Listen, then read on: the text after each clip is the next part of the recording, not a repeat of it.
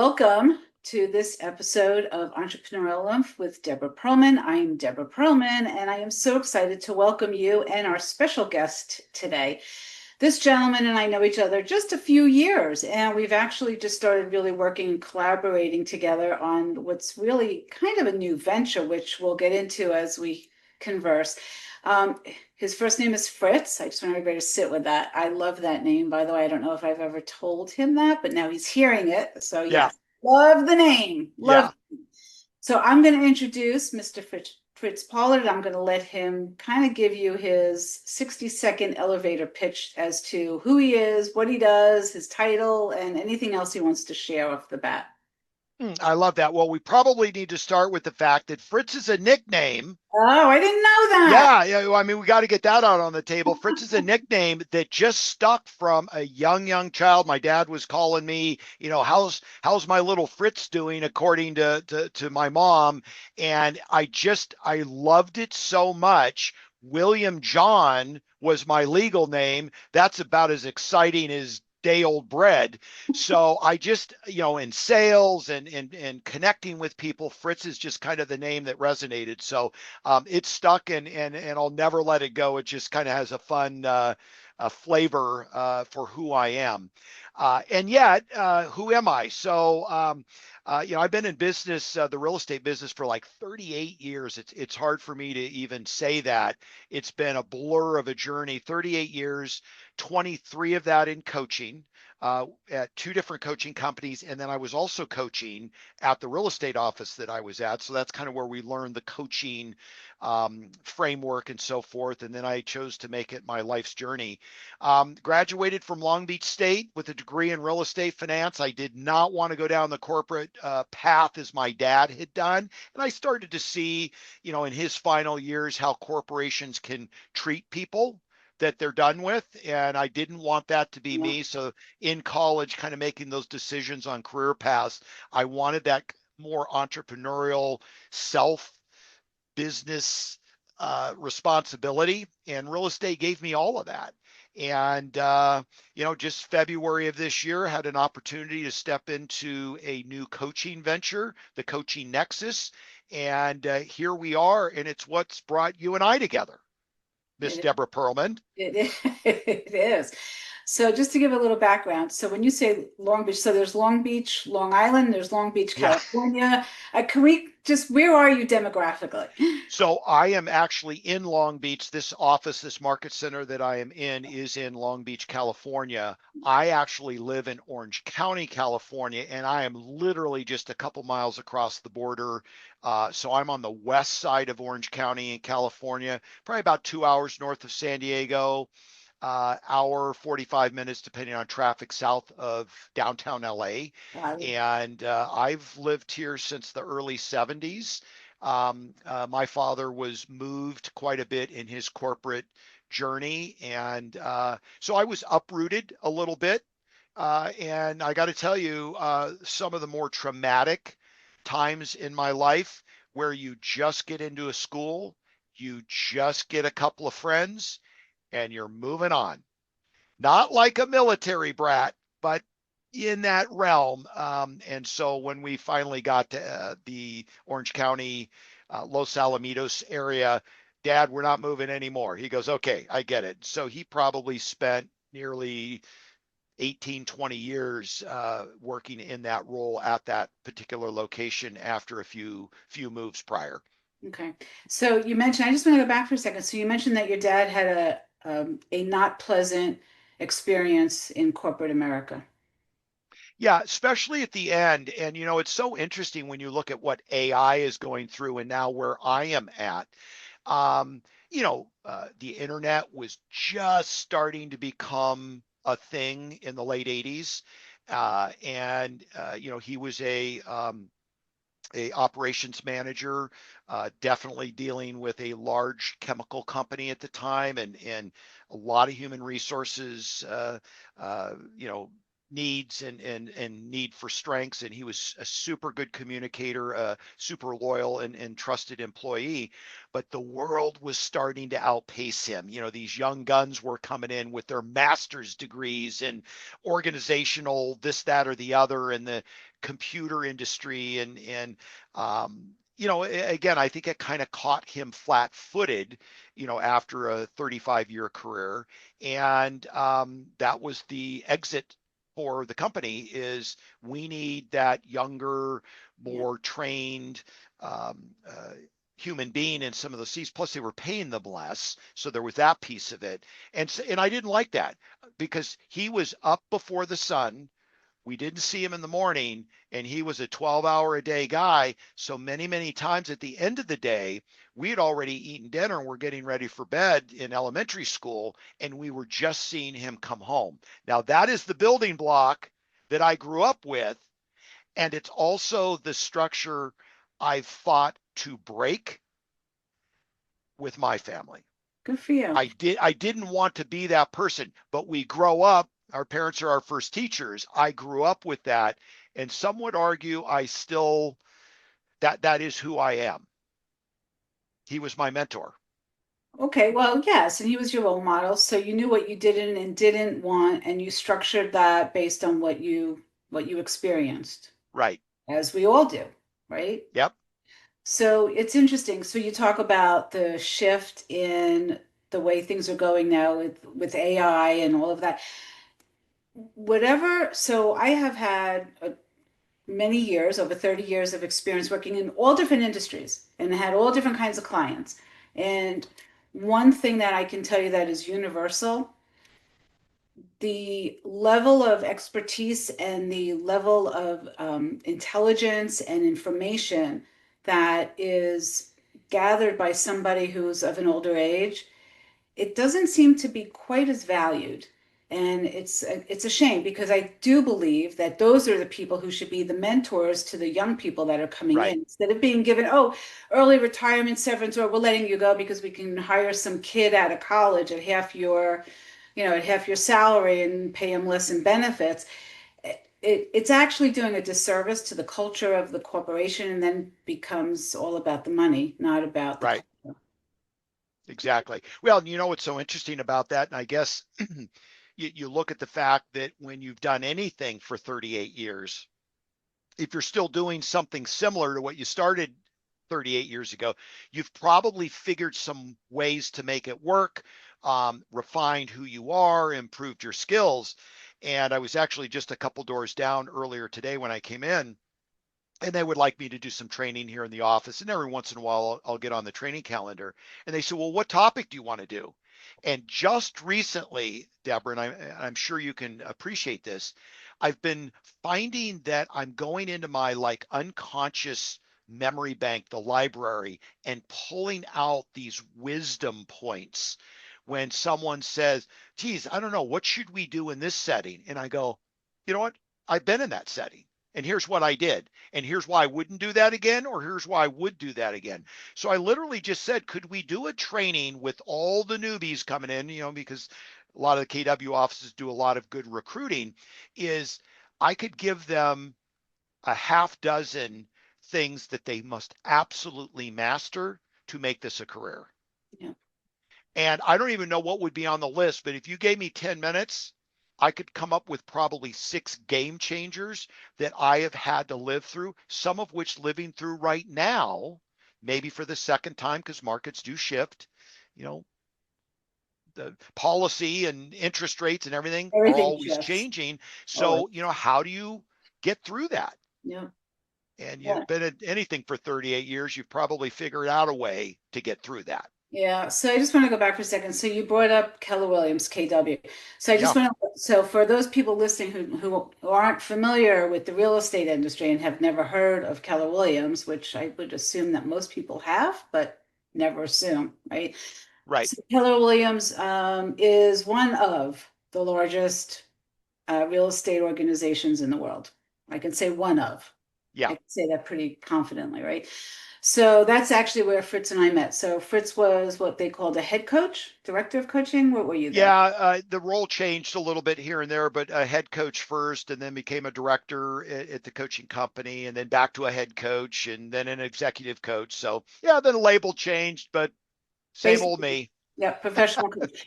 So, okay, so let's go back to when you first decided to go into the real estate industry. Now you're an entrepreneur, you're a subcontractor or a contractor, depending on what you're doing, right? So Yep. what does that look like? How old are you and why real estate? So interesting. So again, I don't know what this would say about me, but I definitely am aware of people around me and what they do and the lifestyle that they lead based on that, who they become, what their family impact looks like. So, on both of my grandparents' side, but specifically my mom's side, Jack Russell got into real estate, and he owned properties. He owned a grocery store, and I'm like, oh, this is fascinating. And I will tell you, and it's a rather tragic end, but he had worked in the shipyards in and around World War II and got exposed to a high level of asbestos when they weren't wearing masks or anything else. Ultimately died from it, and yet, what he left my grandmother with was, in fact, it's giving me goosebumps just thinking about it. He had her set up on land contracts that were creating an income for her that allowed her to live an amazing life through real estate. And then the brilliance of how to set it up. So she wasn't having to manage it. She was just the mailbox money receiver of Oh, it. nice. Completely fascinated by, like, oh, how did he do that? How did he learn that? So in graduation from college and having to make some serious decisions about what I was going to do in life, I was actually studying for the real estate exam, staying with my grandmother up in Seattle, and then hanging out with some of his contacts. And I remember driving around, looking at buildings, collecting rent from tenants, and I was like kind of mentored by some of the people that were in Jack's world, my grandfather's world, and I was fascinated by it. How Now, old are you? How old are you? I would have been, I think I was 22 at that point. So just coming out of college, 5-year plan, a little slower start and had to finish strong, 5-year plan. And I was fascinated by it. I will say this, though, the reality check is, what does it take to get to where all these people that I was hanging with? And that's the part that I don't even know if they knew enough to walk me through, which is the part I would love to give back to newer agents. You got to buckle down and grind. And so I was seeing the end of the rainbow. I didn't get to necessarily see the beginning of the rainbow. And believe me, that comes crashing in pretty quickly. Yet I knew where I wanted to be. And I think, had I not spent time with, as we sometimes hear, people that were doing more than I was doing, Mhm. I wouldn't have gotten the taste of what's out there and what real estate could become. It certainly helped me, though, when I had to put my head down and grind to stay in the game.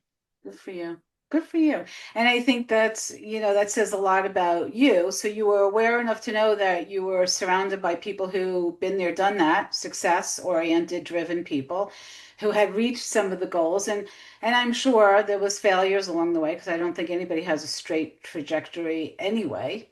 And you learn Correct. from those, right? So did you start out as a coach or did you start out as an agent? Where did you start? Straight up agent. Interestingly enough, back in 1987, so I graduated from college, had taken my real estate exam. There was just a small brokerage called D. Benedictus Realty. It's kind of the classic thing you would see in the probably the 60s through the 80s. Um, 12 agents, 16 tops, lots of gals, moms, sell a few homes, running kids all over the place. And I was fascinated by that. These gals are making big time money just kind of doing their thing. And I'm like, this is the most amazing career ever. And so I'm the youngest guy at 21 years old, 22 years old. I think at 21 I started mentoring under a gentleman by the name of Dale Ewald, a retired engineer. I believe it was McDonnell Douglas. He's killing it. Like, I'm going, why do all these people from all these areas of life end up here in real estate? And I'm here. I'm 20 something. I'm, this is the best thing ever. I was looking at them as all middle-aged finding real estate. I'm thinking I'm here on the front end of it. So I was hanging out with them, watching what they did. Dale would take me on appointments with him. It is interesting now that you've got me thinking about this. I really used mentorship Yeah. and shadowing Yes, you did. and almost, and thank you for doing this to allow me to go back. When's the last time we truly spent time with someone doing more than us? As an indicator, walk in those shoes. And I'm being reminded I did that a lot. But I started selling homes, and I still lived at home, so I knew where 3 square meals were going to come from. My laundry was done, and I think my mom was still making my bed, but I'm not sure. I want to admit that publicly. Oh, okay. Forget that. Cut. You might And have yet, to I'll edit tell you. that out. But here's the thing, is it allowed me to spread my wings and fail often because I didn't have this financial thermostat ticking in the background. So what was the beauty of it? And of course, super supportive parents, family. Parents are still my mentors today. Dad now passed on, and mom's struggling a bit, but they were like, go do it. If this is what you want to do. And for a period of time, they were there to support me. Ironically, the first property I ever bought was the property that I moved out. I take that back. No, I had such a good thing going. The first property I bought, I rented because I liked the 3 square meals. I mean, it was a good Oh, you gig. weren't leaving. You wanted to stay there. No, I'm like, hey, are you kidding me? Let's get some income rolling in here. The second property I bought, I moved into. So, that was an interesting thing as my parents gave me the space to go out and fail hugely without any repercussion on the back end. And then all of a sudden now I'm starting to invest in the product that I sell, to start building a portfolio. Now let's touch on where I wish I could have done it differently. I wish I would have kept buying property. That's interesting. So why'd you stop? You're in the game, good month, good market, bad market, up and down and this and that, and so conservative. I loved money in the bank. Had I looked back and said, if I could go back to those early days, I would have spread the conservativeness out a little bit to an investment account. But, in real estate, you're only as good as your last deal. And that's really not how I'm wired as a person. I need the consistency. And I loved a nice fat bank account. And there were down markets that I was happy I had it. I also wish I would have taken a little bit more of a calculated risk to continue to invest in those properties. That first townhome that I bought was $152,000. I think I bought it my third year in the business, and today that's worth almost 800 grand. Nice. So had I done that a little bit more, this may be a different podcast today.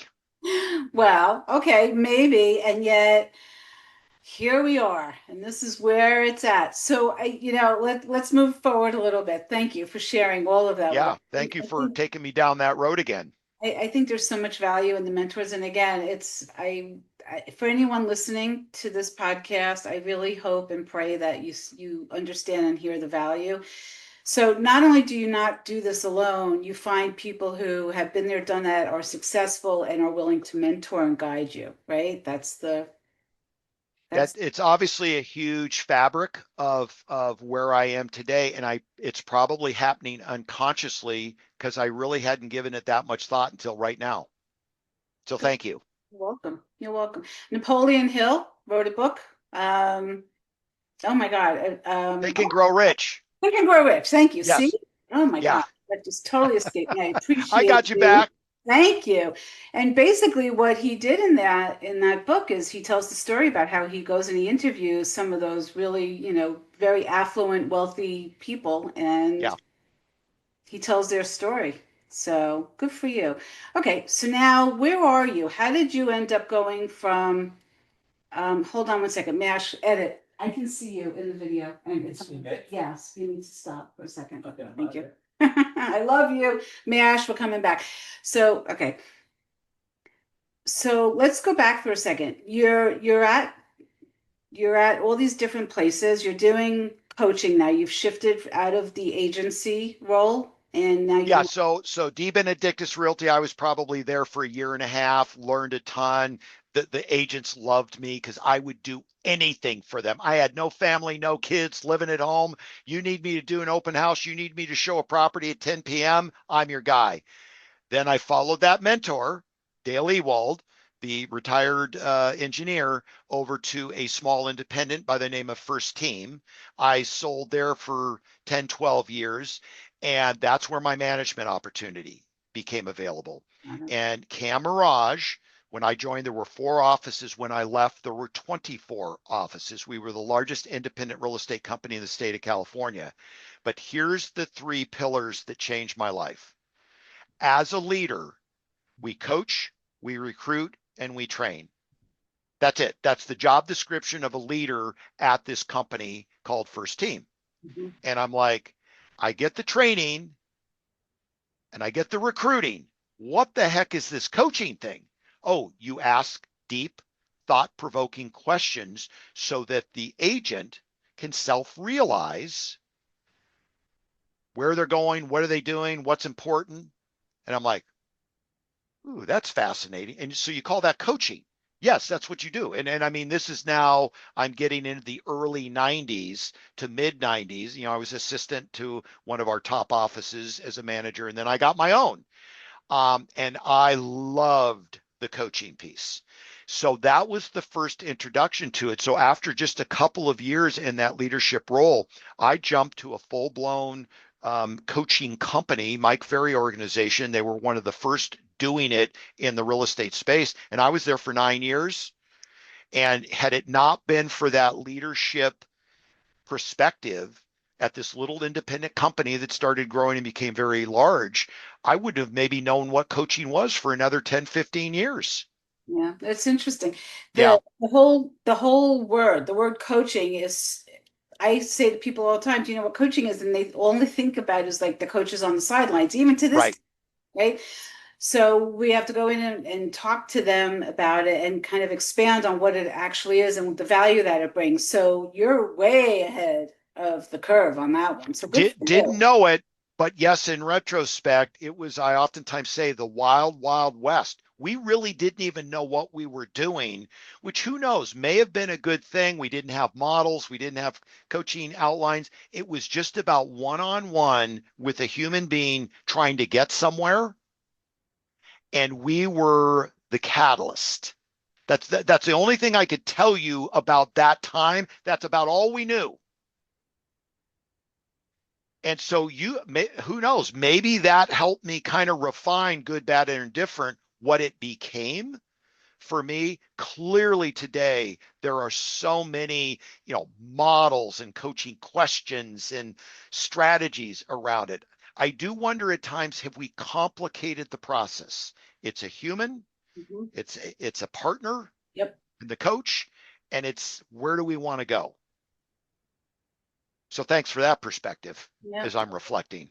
It's so interesting. So years ago, when I first started to introduce myself as a performance coach and business coach, I will never forget this gentleman. I'm going to use his first name. It's Howard. Howard in New York said to me, "Well, those who can't teach." And it's like, you know what? You have to experience it, live it, breathe it, be successful at it, understand the strategies and the higher level decisions that need to be made so you can pivot and shift at any given moment in whatever industry it is that you're teaching, coaching, whatever the mentor is.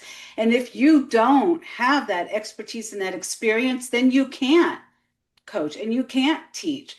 So to the gentleman out there in New York and to anybody else out there who thinks that coaching is not a real thing, you are sorely mistaken. Sorely. Well, and I think when you look at certainly a journey in life, I think in school we have those professors. Certainly, I remember just a handful of them that really not only did they do their craft well, but they changed students' lives. I mean, that's how people speak of their coach. And if you think for a minute that it's just this thing, you show up, you ask a few questions, and you're on to the next client, I think we are missing the true impact that people can have on another individual's life. And in the business space, what I love today is how wide the coaching thing goes. Health, fitness, relationships, performance, neuro-linguistic programming, production, business coaches. It's so wide. And I think what we underestimate as coaches, and when I'm bringing on a new group of coaches, I remind them that if it's a 30-minute call, we've got 30 minutes to change the perspective of that person's week. And in some cases, one call can change the trajectory of a life. Absolutely. And save a life, save a relationship, save a company, save a business, save the financial future. Those are big time stakes. So don't mess around and take it lightly. I think the quickest way that I can move a coach in and out is, are you in it for you? Because of the pats on the back you might get? Because if that's you, we don't need you here.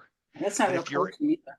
Yeah. well, and I think probably one of the things, and it's kind of an interesting way that I'll present this. I get embarrassed by too much attention on me. And if you want to shower me with attention because of what my client is gained, I will be in the corner hiding. It's about them. It's the spotlight is on them. They did the heavy lifting. I'm just a shy person. Now I fake it pretty well, but I'm shy by nature. And it's that shyness that I think has kept the emphasis on the client. And I actually speak about that in my new coaches training, that if you are attention on you, go do something else Yeah. where That's you can be the star and it's not harming anyone. It's not about you, coach. Yeah, that's a really good message. So I just want to acknowledge one thing, and I hope you'll you'll be okay with this. We did say at the top before we started the podcast, the conversation, I did ask for permission to go anywhere, and Yep. it said yes. And I did say yes. He did. So I do have permission.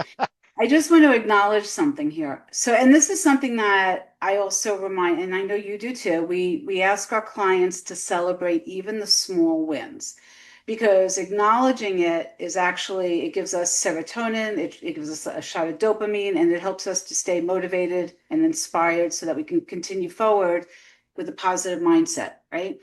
So for you, I'm going to do this for you. Okay. Good. I think you are a fabulous coach. I think you're very insightful. I think you have an expertise, and I would not have invited you to be a guest on this show and to share your story if I didn't have a high regard and respect for you. Thank you. You're welcome. So thank you for receiving that, because I Yeah. think that's really important. And yes, there are coaches out there who have not an altruistic intention. They're Right. like, what's the fastest path to cash? How can I do the least amount of work in their minds? Because in their perception, that's what it is. But as coaches, and I know you know this, we have to show up 100%, call after call after call, even if the call before was a really particularly You challenging bet. one. You bet. Because the most important person to us is the person who's right now in this moment, who we're seeing, who we're talking to. And you know what's so important about just saying that? It's not just about the call that we're on and the questions that we're asking. There was a physical and mental um, transformation that I had to go through in order to have the stamina Yeah. to coach all day. Yep. It's not And easy. I'm sure we've all gone through it. It's my meditation, it's my nutrition, it's my workout, it's my reading, it's my growth. in the good old days when, my schedule was 60 to, I think for a little while I had as many as 80 clients. Don't ever do that. It's insane. However, for a short period of time, I was doing that. So starting at 7:30 in the morning, a mentor said that call must be as high energy as your 4:30 p.m. end of the day call. There should be no drop off, no deviation. And I'm like, how do you even do that? I mean, I used to fall back in my chair at the 5 o'clock end and literally need to just rest to get enough energy to get in the car and drive home. So, you had mentioned it earlier. We have to walk the walk. So in order to deliver at that high level, what are you reading? What are you physically doing? What are you mentally doing? What is your nutrition like? It all plays out. And the ability to deliver that end of day call at the same level as the first call. Yeah. It's just not the call itself. It's That's the right. whole thing. Yep, it's the whole thing. And yeah, so a big component of it is our self-care and what are we doing as coaches to keep our cup full so we have what we need to give Amen.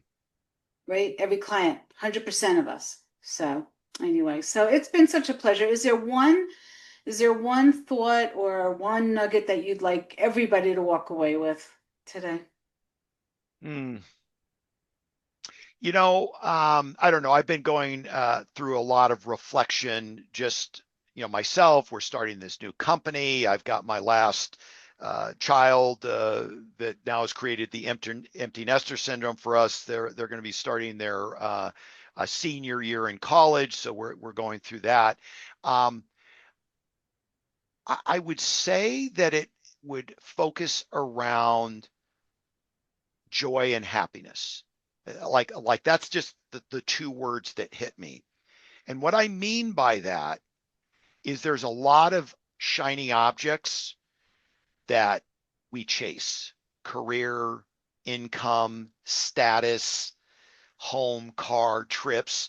Gosh, does anyone take a road trip anymore? Oh, I'm going to Europe. Oh, I'm going to Spain. I mean, I'm like looking at these trips going, we never did that as a kid.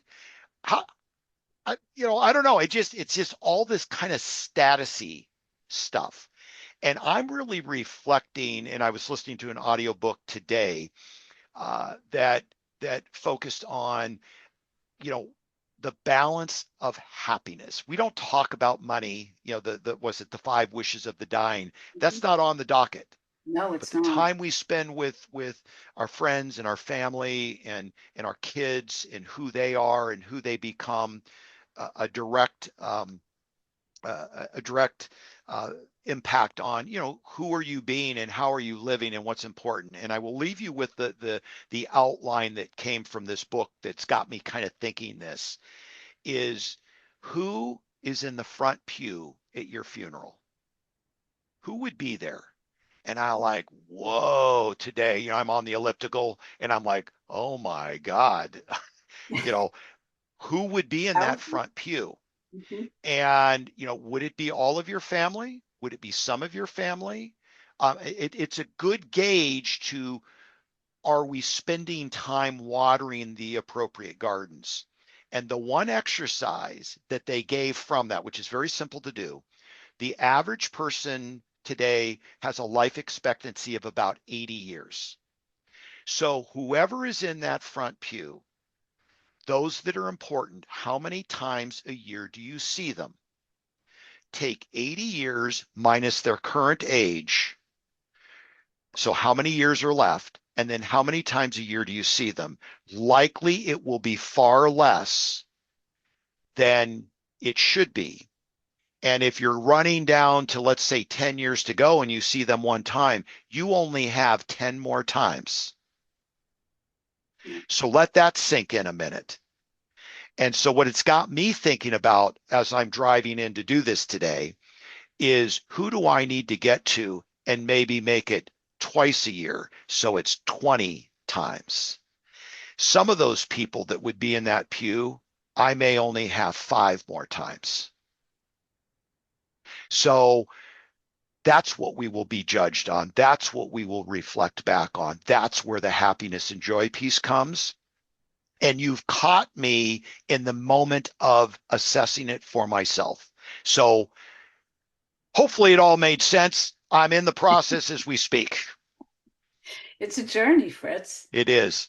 And that's a pretty self-aware, you talk about turning the camera inward. You really are doing that assessment. So very philosophical, very powerful. And I truly hope that anyone listening, the viewers on YouTube and the listeners on Spotify, wherever you guys are, I hope that you really take that to heart because we only get one, turn around this carousel and we want to always make it the best possible. And I think being in service to others and not feeling like we have to do things alone is powerful. So the mentorship comes in there, finding the right guides and mentors and teachers, and surround yourself with people who have your back and will be supportive. I think that's another takeaway. And then, oh my gosh, there was so many nuggets in this. Mm. Well, listen, and I want to say to you, I mean, certainly somebody that has been around, that's coached, that's changed people's lives, changed companies and businesses' lives, both as a coach and then also as an employee or a part of the company. I mean, it's just a real privilege to be here today. And I appreciate the time you've given us to continue to get, thought leaders or people that, been around a little bit and get that information out into the world. So to you, thank you. Well, you're welcome. It's my pleasure. So we're going to wrap up. I just want to let everybody know. So the Coaching Nexus is the new coaching platform. And yes, I am part, and I am very proud to be, and privileged and honored to be a part of the coaching team. So Fritz, is there any specific way that you would want anyone to get in touch with you or the Coaching Nexus? Well, I mean, they can certainly go to our website, thecoachingnexus.com. They can certainly reach out to you. We have so many amazing coaches. Right now, I think we're sitting at 22 coaches in all facets of industry. And we really pride ourselves on making the right match between coach and client. We have a rather extensive process to make that match. So, reaching out to you, going to thecoachesnexus.com. We're doing a lot of events. We do a lot of digital events. And we're also looking for coaches, I mean, that come from all walks of life. And, we're looking at I was reviewing before I got on here, a health and fitness coach, also does some sleep therapy coaching, anxious to see where that could go. And again, it's just the bench keeps getting longer and longer and longer. And we invite anyone that's ever thought about a coach, come into our world and see if we can find someone that could help you change your life. Fantastic. Thank you so much. So for those of you listening, this is another episode of Entrepreneurial Oomph. I'm Debra Perlman, and today's guest was Fritz Pollard. And we thank you so much, and we hope that you'll listen on every Tuesday when the episodes drop. Thank you so much for joining. Appreciate it. Take care. Bye, everyone. Gotta love, gotta love, gotta love, gotta love.